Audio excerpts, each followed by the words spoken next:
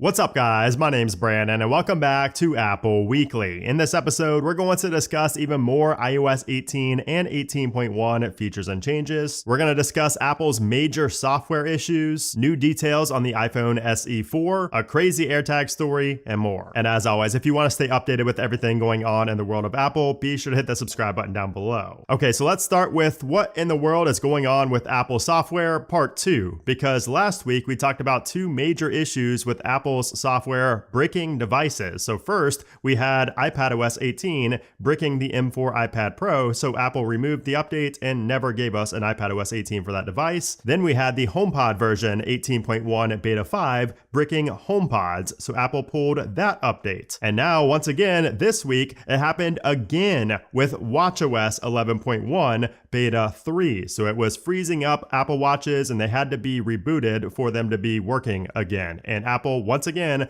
pulled the updates. So this is highly unusual for Apple. I don't think I've ever seen this many updates get pulled for some major issues and these major flaws in the software. So this is getting a bit ridiculous at this point. So hopefully this is the end of it, but to have 3 software updates get pulled in the matter of weeks is insane. Anyways, on the bright side of things, Apple did squeeze out an update this week in the form of iOS 18.0.1. That is the first iOS 18 update since the software launched a few weeks back. And this had to be one of the biggest double point updates that we've seen in recent memory because there were some major bugs with iOS 18 and this update fixed all of them. So the first one was the touch responsiveness bug where you couldn't press certain parts of your screen, it just wouldn't work, it wouldn't register. That was fixed. We saw the fix for the iMessage bug where if you send somebody a watch face, it would crash your Messages app and also the other person's Messages app. There was a bug on the iPhone 16s for shooting 4K video where it would just freeze up the camera. And Apple even mentioned that there was a fix for performance. So they said performance may be impacted due to an issue with memory allocation. So performance might even be improved just from this double point update. And this update also patched 2 security vulnerabilities. So the first one was specific to the iPhone 16,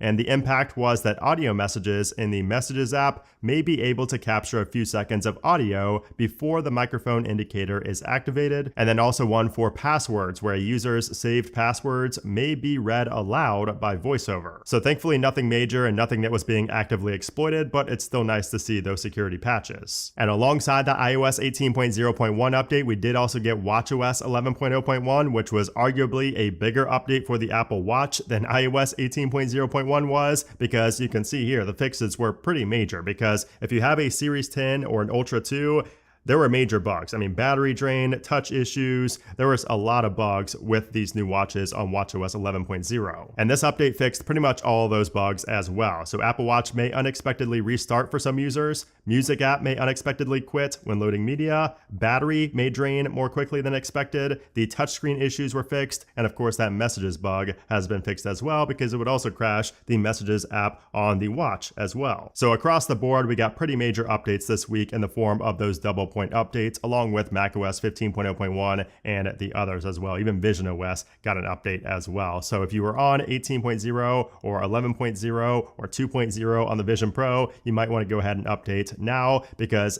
some people were waiting because they were like, okay, Apple's been bricking all these devices with their software. I'm going to wait. I'm not going to download 18.0.1 yet, but I can say now, and after seeing a lot of users install 18.0.1, we've not seen any reports of devices getting bricked or any type of issue. So it seems like it's safe to go. It's safe to install 18.0.1. Now, switching gears over to iOS 18.1, we should be seeing 18.1 get released to the public later this month. So we did not receive a beta this week, so we are still currently on beta 5 for iOS 18.1, and we'll talk about what to expect next and maybe why Apple skipped this week later on in the video. But I do just want to touch on some of the features in 18.1. So the first one is a major one, and this is one I think a lot of people are going to love in both macOS and on iOS 18.1 and 15.1. So this is the drag and drop feature with iPhone mirroring. Now, unfortunately, I've not been able to get this to work with the Finder app, but I do like dragging files like from my photos on my phone into my notes on my Mac. And that's really been my main use case so far, is just dragging and dropping photos. Now you can use the Files application, of course, and drag and drop that way as well, but that's just been my only real use case for it so far. I'm sure I'll discover more later on, but this feature is awesome. awesome. It works a lot better than I expected. And of course, we do have our first round of Apple Intelligence features coming with iOS 18.1 and macOS 15.1 as well. This is going to be a major update for all iPhone 16 users. Now, we've not seen visual intelligence yet. That's where you press and hold on the capture button to, get visual intelligence of a business or a store or a pet, whatever the case may be. So we don't know if that's coming in 18.1 because we haven't seen it in the betas yet, but we'll maybe see that in the next beta or maybe in 18.2. And of course, we do have a lot of other features as well. So for the iPhone 16s, we do have the selfie view now. So if we go over to our cameras here and we switch all the way down past 0.5x, you can see that we do have a selfie view right there. So that is new for the capture button on iOS 18.1. And of course, we talked about all the other changes here on the channel, so I won't repeat those. Now, I did want to mention that the Siri 2.0 animation, the all around Siri animation, has been broken for more users even after beta 5. So that is when you press and hold right here. You can see mine works just fine. I do see the Siri animation there, but some users have had their Siri revert back to the OG Siri, where it's just the circle in the bottom middle of the screen. So I've not experienced that myself, and I have this installed on like 6 devices, but some people are seeing that issue with their Siri. Now, as far as the performance goes on iOS 18.0.1 and 18.1, I do think that iOS 18.0.1 is going to have the better performance all around right now, just because it's the latest update and we've not had that, update on 18.1 yet. So with the next beta of 18.1, we should have all the features and the fixes, I should say, that came with 18.0.1 along with the performance improvements. But for right now, 18.1 is running fine. There are quite a few issues still. Performance isn't the best. It's fine. It's not terrible, but I do think performance will be better on 18.0.1, at least until we get beta 6 of 18.1. Now, as far as the battery life goes, battery life has been okay for me on my iPhone 16 Pro Max running the 18.1 beta 5 updates. Again, I would expect even battery life to improve with the next beta because we should be seeing those fixes from 18.0.1 get implemented into the next beta of 18.1. So beta 6 should be a pretty big step up from beta 5 if that is the case, especially for the iPhone 16 series. So I'm very excited for that. But just looking at my battery chart, you can see that my battery life has been pretty solid. Like I do charge once a day. Usually you can see I'm charging like pretty much just once a day, which is really nice. And over my last 10 days, you'll see that I only hit 100% one time. So I didn't hit quite 100% any day except for Wednesday, where I went all the way to like almost 125%.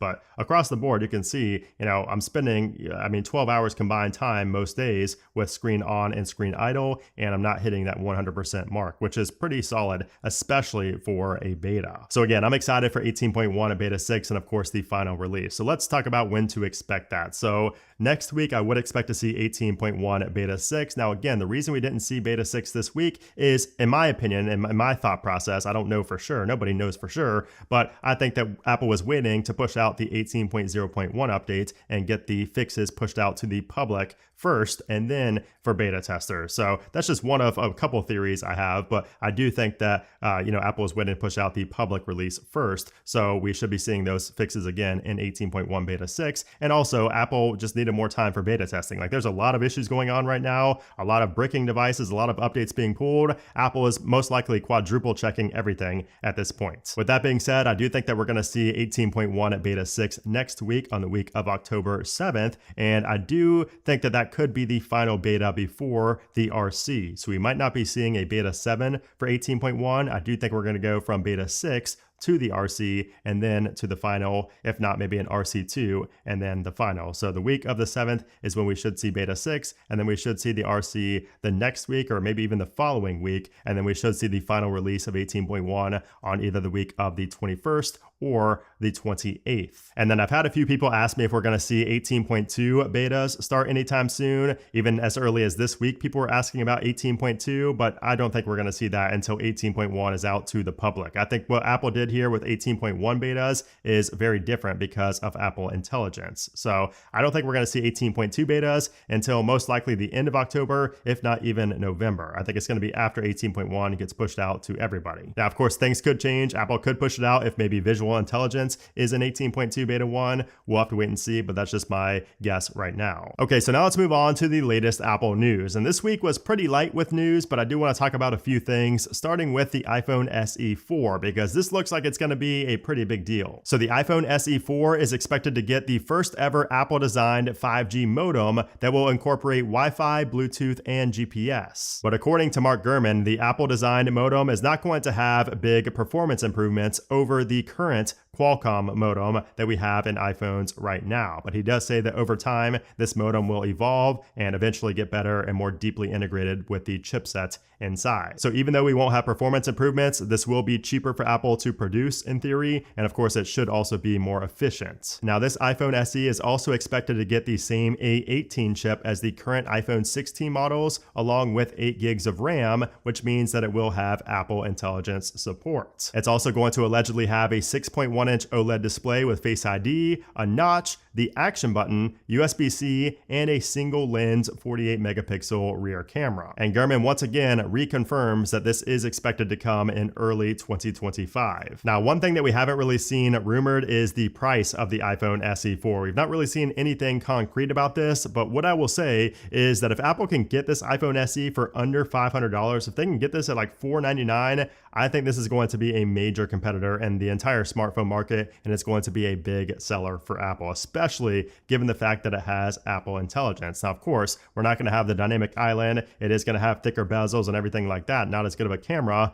but still, it's going to have Apple Intelligence. That's like the future of Apple and what they're really pushing right now. And of course, 48 megapixels, even in a single lens, is going to be quite impressive for a sub $500 device. So we'll have to wait and see on this, but I'm pretty excited about the iPhone SE 4 because I think a lot of normal casual users who don't really care a lot about the latest and greatest are going to love this phone. But something coming earlier than 2025 are the M4 Max, and we should be seeing those in just a few weeks. So we should be seeing Apple event invites go out within the next couple of weeks, I would say, if we are going to see an Apple event in October, like Mark Gurman thinks we are. Now, we're still expected to see an M4 iPad Pro, M4 iMac, and M4 Mac Mini. So the M4 Mac Mini is going to be pretty interesting because it will have a major redesign. So it's going to be the first major redesign since 2010 for the Mac Mini. So all of those are expected at this event. And we could also even see a new iPad Mini. So we might be seeing the M4 iPad Mini. Don't expect any type of major changes to it aside from the M4 chip inside, but still a lot of people have been waiting on an M4 iPad Mini, or a new iPad Mini, I should say, for quite some time. So this will be a nice upgrade for you guys. Oh, and we should also be seeing a new iPad as well, just the entry-level iPad, which is always an extremely hot seller. So this update looks to be packed with a lot of new products. We don't know if the iPads are going to have the M4 chip or maybe like the M3, whatever it ends up being, they will have a nice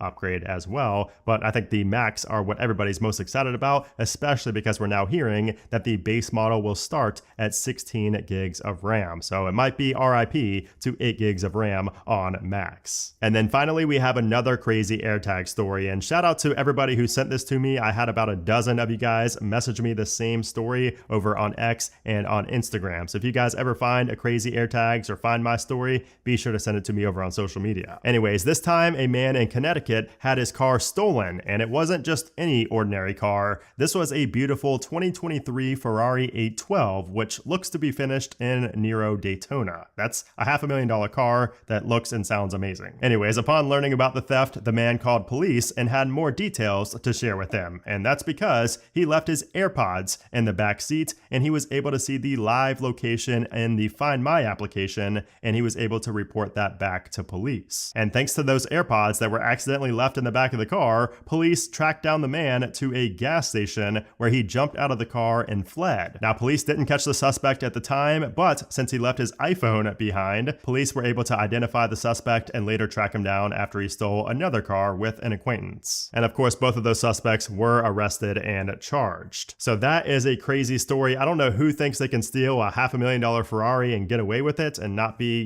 getting all the attention drawn to them. But anyway, that's besides the point. The point is, if you have AirTags or AirPods in this case, be sure to hide them somewhere in your car. Like if you don't have AirTags and you're worried about something getting stolen and you have your AirPods on you may as well put it in there and hide it real good. That way you can at least track it if it does get stolen. Anyways, that's it for this week. If you're looking for another video to watch, one of these two might be of interest to you. But anyways, guys, thanks again for watching, and I'll see you soon.